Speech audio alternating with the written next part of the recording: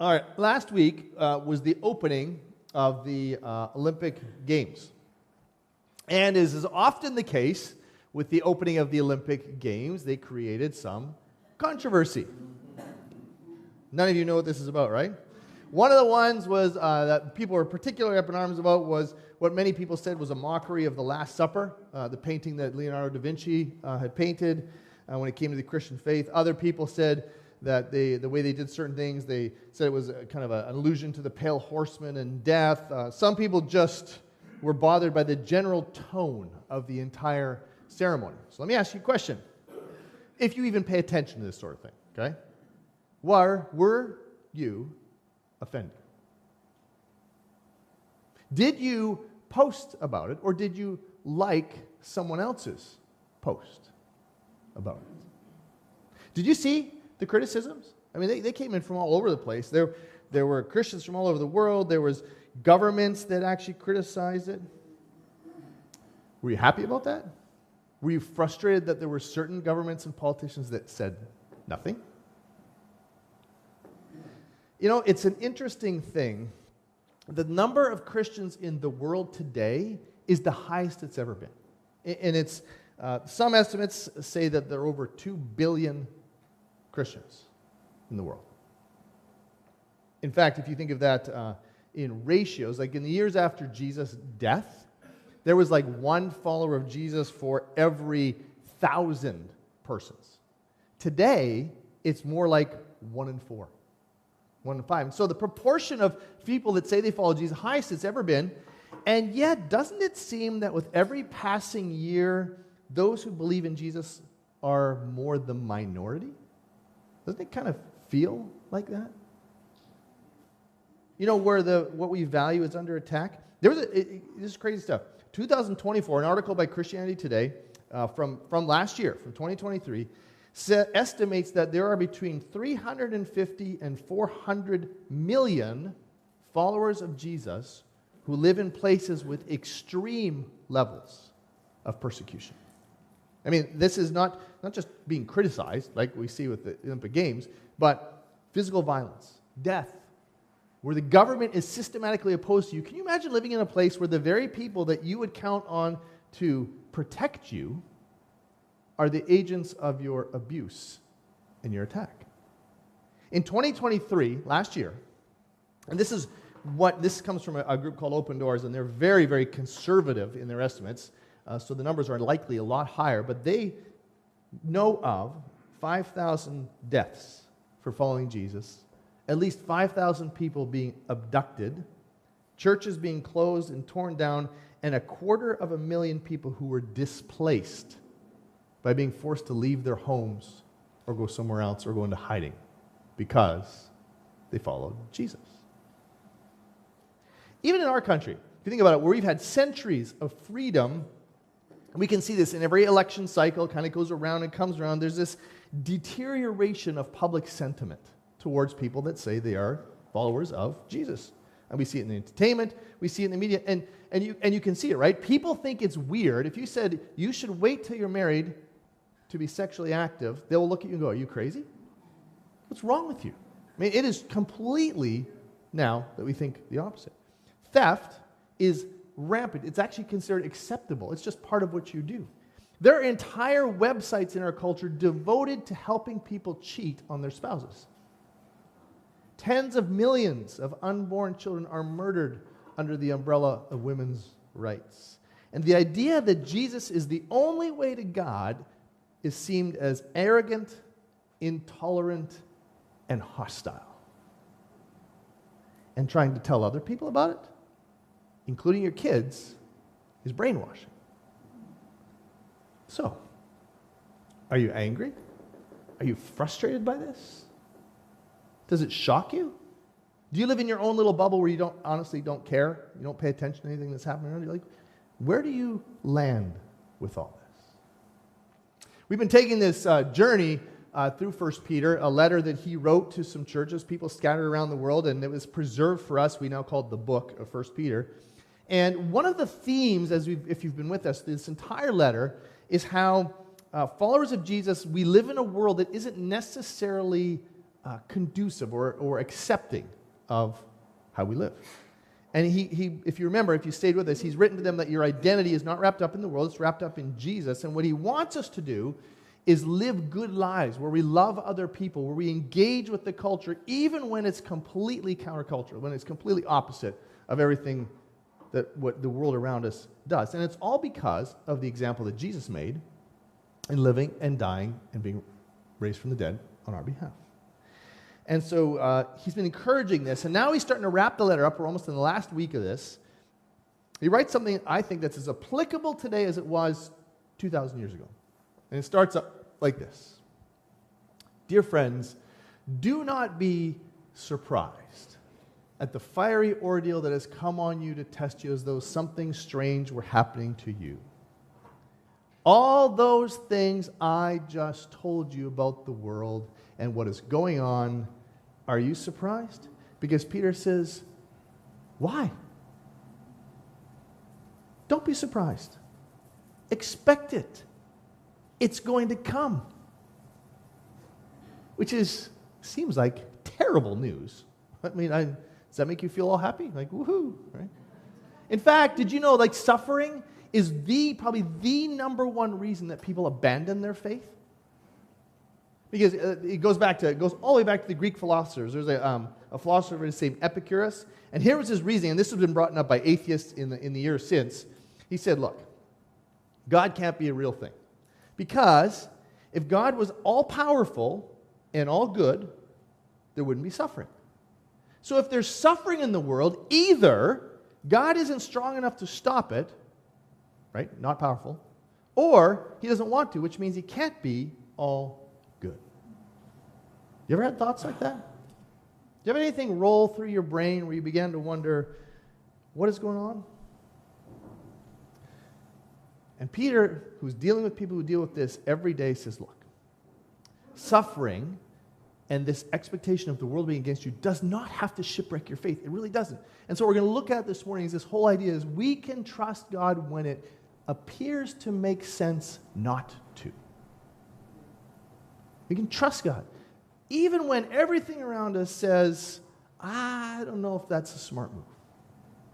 And here's why. And we're going to look at these three things each in turn. One is because suffering is actually normal for a Jesus follower. Secondly, it's temporary. And third, it has a purpose. And because of all that, it can change our whole viewpoint of it. So we're going to take a look at this. This is the last time in Peter's letter that he kind of talks about suffering. You've seen this been a theme in and out. And so let's take a look at it. Hopefully it'll be as encouraging to you as it was to me. Let's take a look at the first one. Suffering for Jesus, following Jesus is normal. Now, this, for a Western person who lives in the United States, this goes against everything that we are taught growing up, right? We think that suffering and difficulties and hard times are an abnormal state of life, and when we're in them, all we want to do is get out of it.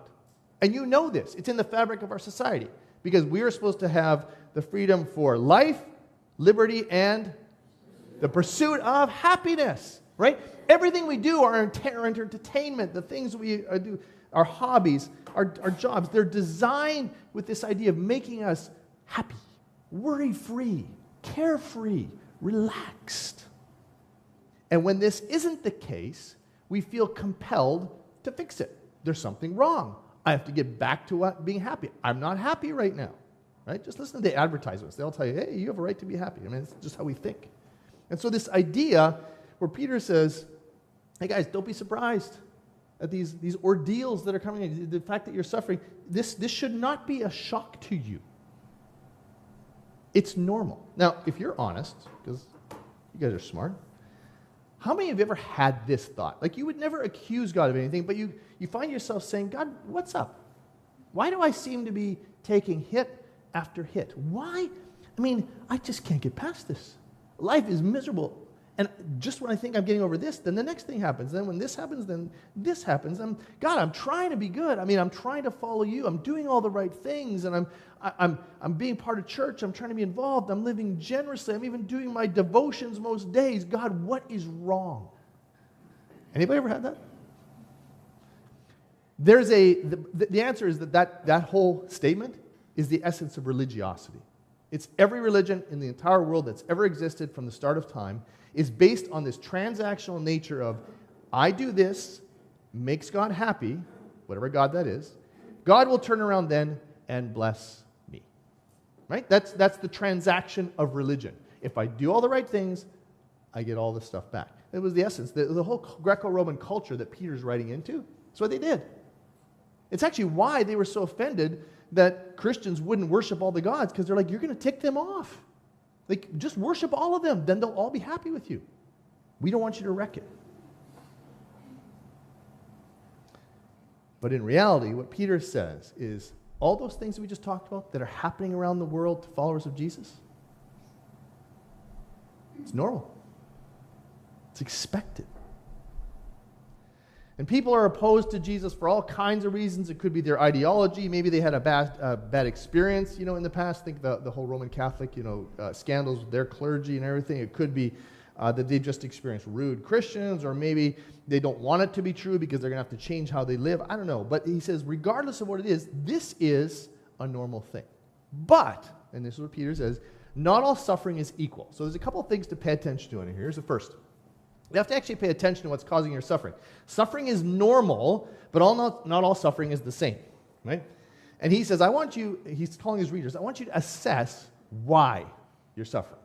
And he gives us very interesting things. He says, if you suffer, it shouldn't be as a murderer or a thief or any other kind of criminal or even as a meddler. By the way, does that look like a weird list to you? It does to me. But what he's saying, he said, look, if you do something that's criminally wrong and you get punished for it, that's not noble. That's not the kind of suffering you can go, oh, that's my suffering. Like if you go to jail for killing someone, that's on you, right? This is not God-ordained suffering. Or if you're stealing and you get caught and it wrecks something happens and it wrecks your credit rating, you're like, oh, I'm suffering. No, he says, no, anything criminal, that's not what we're talking about here. I find it interesting that he sticks meddling at the end, right? He's tying murder, thief, or criminal to meddling, right? Now, we look at that, but here's what he actually means. The meaning of that word is the person who oversees the activities of others when they have no proper right to do so. That's a meddler.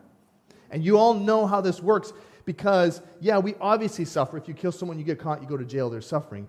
But you know how often we suffer as meddlers? All you have to do is think of parents who meddle with their children.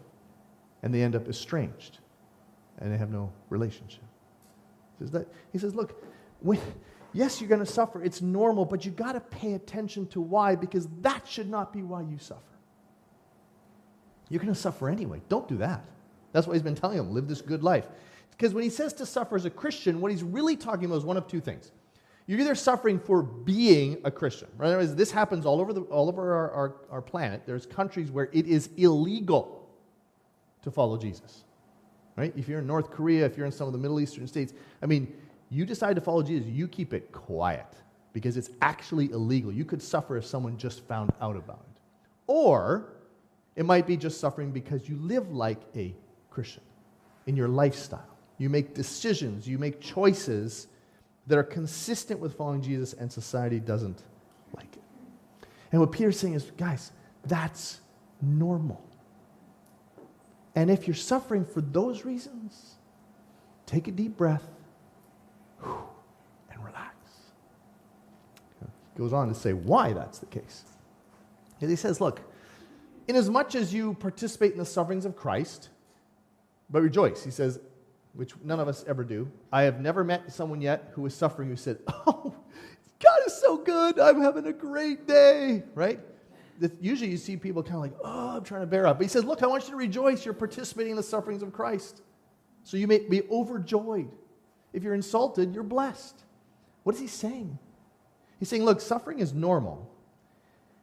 And Jesus did something that changes the equation.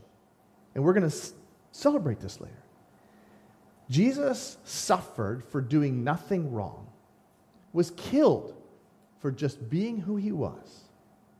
And in doing so, he conferred a dignity to all of our suffering. Most of the time when we suffer, it doesn't feel very dignified. We're either embarrassed, we're ashamed, especially if it's over your faith, that's kind of made to make you feel small. And he's saying, no. There's a dignity here. When this happens to you, you are like God. Jesus himself, who did the same thing, you are participating in that. When we continue to do good, even when we are being insulted, people notice. They see it's different. They see that you're different. They go, what is with them and their God? Maybe you say it another way. Your suffering does not define you. Jesus defines you. And then you suffer. And he goes on because he says this isn't the end of it. He brings dignity to it because suffering for Jesus actually identifies us with him. He says, look, if you suffer as a Christian, don't be ashamed. Right? That's not a bad thing. Praise God that you bear his name. Peter basically reframes it. He says, look, suffering isn't a reason for bitterness and despair. When you look at the society around you that's totally anti what you believe and you see culture sliding downhill and now you start to feel the pressure and things are starting to push in on you, relax. It's normal. Doesn't mean and we're going to talk about what we do with all that in a second. But it's not something you have to be frantic about because this doesn't define you. You actually are identifying with Jesus. Have you ever wondered or thought that suffering actually highlights God's goodness based on your and my reaction to it? Suffering comes and we act and react like Jesus, and he's actually glorified and lifted up in a way that would have never happened if you'd never suffered. We used to have this in sales, right? If you've ever been in a company where you've been in the sales side of things, you have a customer and things go on good year after year after year, right? No problems. You service their account perfectly. Everything always arrives when it should be. There's never any problems. Do you know that customer is less loyal to you than the customer over here where they had a serious problem and you dealt with it well? And yet all of a sudden something collapsed and something didn't get shipped when it should have and everything's in risk and you're like, we'll do whatever we have to do, and you go above and beyond the call of duty and you service. They are more loyal to you than the person who never had a problem in the first place. And that's often what happens. God is more glorified when we suffer and we say, I'm going to identify with him and live the way he's calling me to.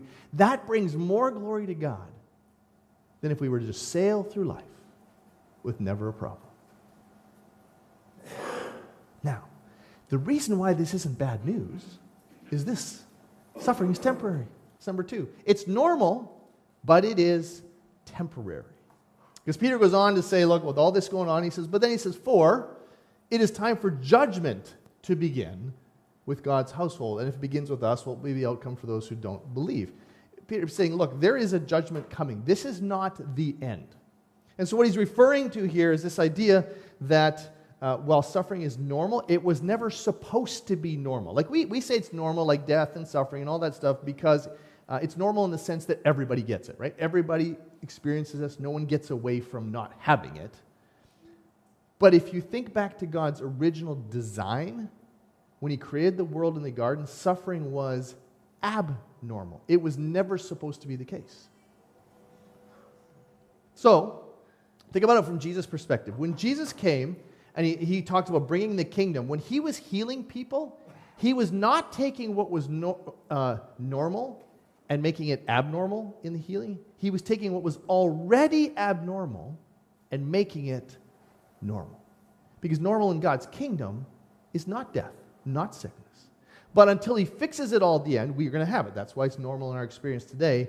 But here's the thing. God will eventually eliminate it all.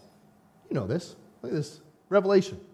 This is the very end of time. He says, I heard a loud voice from the throne saying, look, God's dwelling place is among his people. He's going to dwell with them. They'll be his people. God himself will be with them and be their God, and he will wipe every tear from their eyes, and there will be no more death, or mourning, or crying, or pain. For the old order of things has passed away. That is God's promise. But, and this is Peter's point, this is not a blanket promise that applies to every single person everywhere at all times. He says there will be a judgment.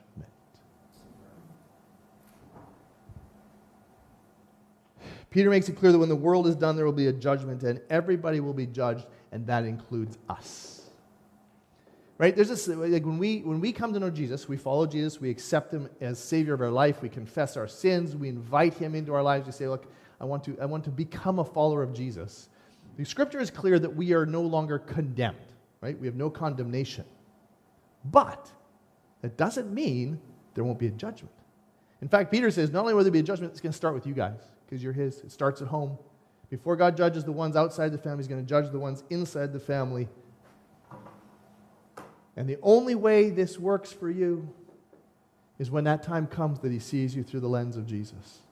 And so Peter's point is, it is way better for you to suffer now and have that kind of glorious future than to give it up now and experience God's full judgment later.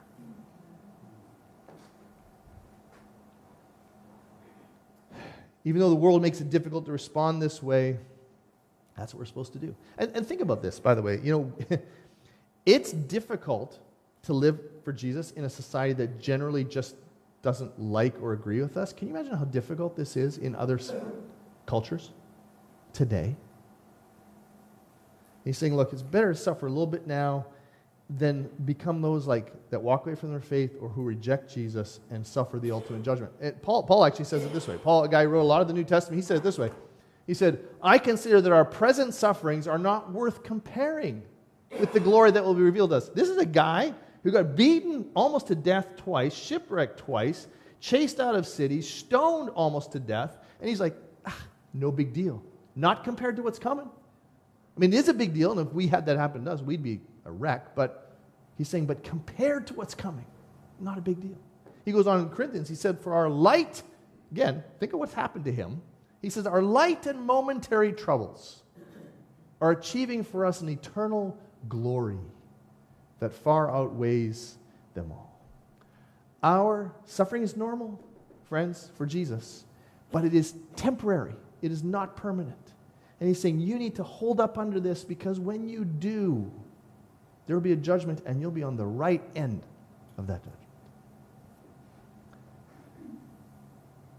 Suffering is a part of our story. It's a part of the thing that God is writing in us. And that's because it's all part of something bigger. Suffering has a purpose. He says, then those who suffer according to God's will. And I'm telling you, that is a troubling statement for a lot of people. Because we think suffering is bad. It's not good. So how can suffering... How can we do that according to God's will? What does that even look like? Why would God do that? Suffering is, in fact, I think of it this way, right? People say suffering is a reason why that there can't be a God. I would say this. Suffering, if there was no God, would be the worst thing that you could possibly imagine. In fact, it's God that makes suffering have hope. God's the one. He's there. He's part of it. The current president of the Christian Missionary Alliance, which is the group of churches that we're part of, his name is John Stumbo. If you've never watched it, I believe you can find it on the CMA website, his story. But this is a guy who was struck down in the prime of his life. He suffered for a year with a debilitating disease where he couldn't even eat, he couldn't swallow, right? Every time he had saliva in his mouth, he had to spit it out because literally nothing worked. And he went from leading this big church down to being an invalid. And then it's the whole story of God miraculously healed him. And he did it, and now he's the president of our entire alliance. But he didn't know that. In the midst of all that suffering and all that pain, there was a whole purpose behind it. God's purpose in our suffering is our redemption, not our destruction. It's always been true. So that means we need to do two things. Trust God in our suffering. That's what he does. He says, look, if you suffer according to God's will, look, he's doing it, commit yourself to him. That just basically means I want to trust him. And when we trust God in suffering, we bring him glory. It is really easy for us to assume that God knows what he's doing when things are going well, and that God doesn't have a clue what he's doing when things are going bad. God, what are you doing? Don't you understand? God's like, I knew before, I still know what's best. But it is harder to trust God when we are suffering, especially if we're suffering for doing the right things. At some level, we get, oh, okay, I did the wrong things, I'm suffering, I understand that. But when you're doing everything right and you're suffering, you're like, what is up? And yet he's saying, trust your Creator. The only one who has the power to justify, to judge all humanity in a just way. Let me throw this out for you. Have you ever considered that God has entrusted you with suffering that will bring him glory? That when you suffer, God's saying, I trust you to do this in a way that brings me glory. It's actually a mark of his faith, his working in you. You know, Peter knew this from experience. I don't know if you remember the story. Shortly after Jesus had risen, he had returned to heaven, and Peter and the other disciples and John, they're preaching. Do you remember what happened? Right? They got arrested by the same people that killed Jesus, and they get called up into the same court that had Jesus tried and executed, and they're given lectures. They're told that they're stupid. Why? Who are you to talk to us? They whip them, right? Which means, debilitating, like, crushed by this whipping and flogging. And then they were threatened, and they said, don't ever do this again. And do you remember what they did? This is the guy writing this letter. The apostles left the Sanhedrin, this group of people that did this, rejoicing because they had been counted worthy of suffering disgrace for the name of Jesus. When we suffer for Jesus, it authenticates our faith and it develops who we are as followers of Jesus. And that's why he gives the second instruction: do good while you suffer. If trusting God brings him glory, doing good while you're suffering grows his kingdom. He says, continue to do good. This was the whole topic of the last couple of weeks. He says, look, if you're suffering for doing good and people are criticizing you or you're feeling society pushing on you, you know what you do? You love them and you treat them well and you be generous to them and you do all this because that grows the kingdom. Friends, when we suffer for doing good, it can be hard to trust God, but we can trust God even when it appears to make sense to not trust him because it's normal. It's normal for the follower of Jesus, and it isn't forever. It's temporary, and it has a purpose. Modern Western society where we live, has been so shaped. If you've ever thought about this, right? Our country has been so shaped by Judeo-Christian ethics that for a very, very long period of time, there was not really this big a conflict between what we believed and what culture believed, right? They kind of ran on parallel tracks. They weren't really that far from each other. That happened for a long time. And what's happening today is this. And what our society believes is true and what we say and do as Jesus followers is getting wider. The gap is getting wider and wider. It's not going to get less. And so I thought about that this week. I said, so what would suffering look like for us? What would persecution look like? If we live in North Korea, you're killed. You live in large sections of Africa or the Middle East. You lose everything. You have physical. What does it look like for us? For some of us, it might just be something as simple as being teased or made fun of, right? It doesn't feel good when someone mocks what we believe. Try to be a teenager who walks around and then someone of your friends find out that you believe that you shouldn't have sex until after marriage because that's God's design for things, and see how that goes down. It could be that.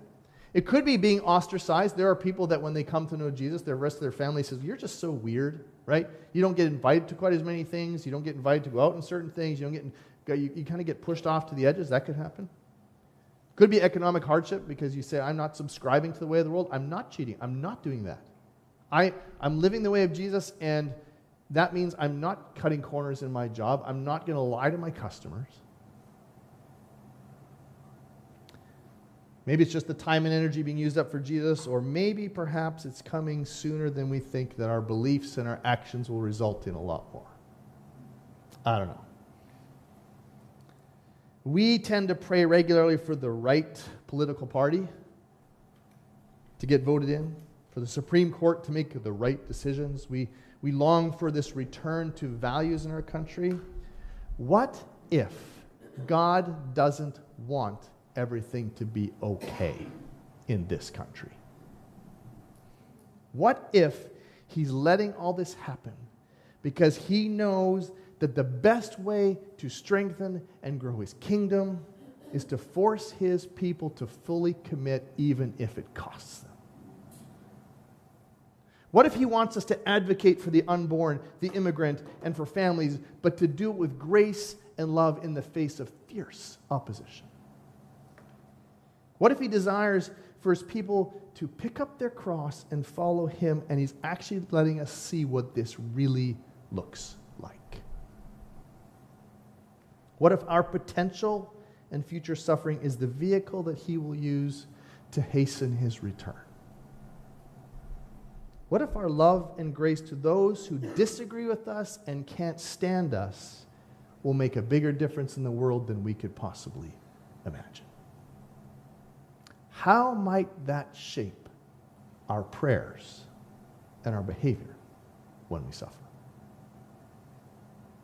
I wonder what it is. Jesus said once, you can find this in Luke, He said, "Woe to you when everyone speaks well of you." It's an interesting verse. The implication that Jesus was talking about is that in some way, if nobody anywhere has a problem with anything you've ever done or said, that you have compromised the gospel of Jesus. We're going to celebrate communion here in a moment. And I don't know if you've ever, and actually I'm going to invite the worship team to come on up. I don't know if you've ever thought of this, that when we celebrate communion, we are celebrating suffering. You ever thought about that? We always think of the resurrection, His coming back to life, the fact that that resulted in us being able to, have this relationship with Jesus. But communion, the celebration of the last dinner Jesus had, is a celebration of suffering.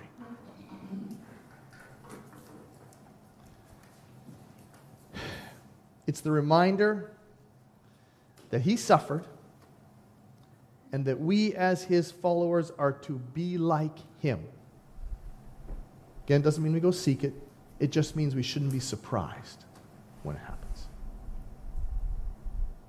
It's very easy to feel bad about Jesus' suffering and then pray that He would eliminate all of ours. And so we're going to do this next song, and the worship team is going to lead us, and you can sing along, you can just listen, but I'm going to ask that during that time, the elders are going to come on up. Mike, if you can come up as well. And we'll be up here at the front. Come up and get the elements during this song as you worship, as you think. Consider the sufferings of Jesus. Consider where that might be in your life, where you're suffering, and what Jesus might be doing through that. Then when you have the elements, take them back to your seat, and when the song is finished, we will eat and drink together. Okay?